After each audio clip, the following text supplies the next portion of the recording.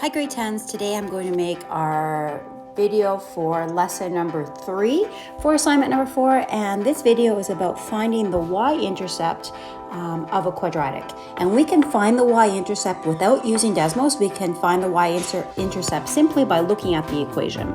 So before we begin, I want to make sure you have a piece of paper, a pencil, so that you can do math along with me while you're watching this video. You're going to learn a lot more if you're doing the math with me and not just watching. Okay, so I want you to look at assignment number 4, lesson number 3. This is the page that we will be learning together today, and it says use the graphing calculator, which means use Desmos to find the y-intercept of each of the equations that you see below. And it says note any patterns. So that means there should be a pattern that you can find after doing this lesson. So the first equation is y is equal to x squared minus x minus 2. And that equation is not in factored form. Factored form is when there's the brackets. This equation is in standard form.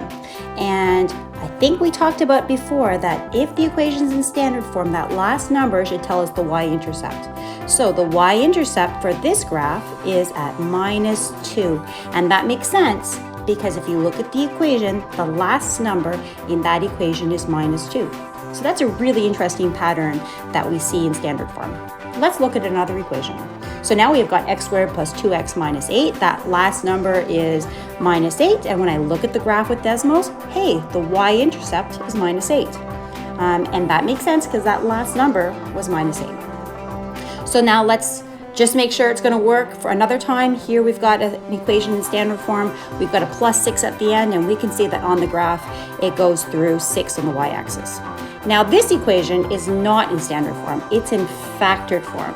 So since it's in factored form, we can see right away the x-intercepts. We know it's going to go through plus 1 and plus 2 because it says minus 1 and minus 2 in the equation. But we need to do a little bit of thinking to find the y-intercept. When I graphed it, it says the y-intercept is actually at 2. So how can you find that by looking at the equation? Well, the way you can find that y-intercept if you have an equation in factored form is simply by multiplying those two numbers inside the bracket. If I have minus 1 times minus 2, it gives me 2. Let's try another one. Okay, so this equation is x plus 4, x plus 3. If we find the y-intercept by multiplying 4 times 3, we get 12. And yes, it works. So when your equation is in factored form, what you need to do is you need to multiply the numbers that are in the bracket. Now we have y is equal to x plus 3 squared. And that just means x plus 3 times x plus 3. So that means it's in factored form, and we need to take the 3 times the 3, and we get 9 for our y-intercept, and that's exactly what I see on Desmos. So the question is, how can you determine the y-intercept by looking at an equation? If the equation is in standard form, all you need to do is look at that last number.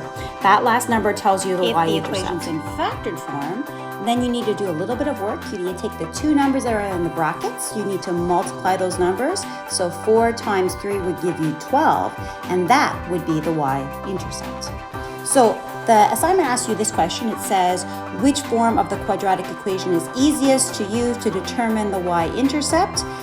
So you need to decide, do you think standard form or factored form is easier? Well, in standard form, you just look at the equation and you see that 6 at the end, it's the y-intercept. In factored form, you have to do a little bit of math. You have to go 4 times 3 to get 12.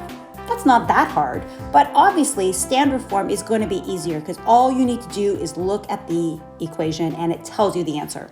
So here's your homework for today. 2 pieces of homework. First, your homework is to make sure that you have a mask. So if you go outside, I want you to have a mask that you can wear.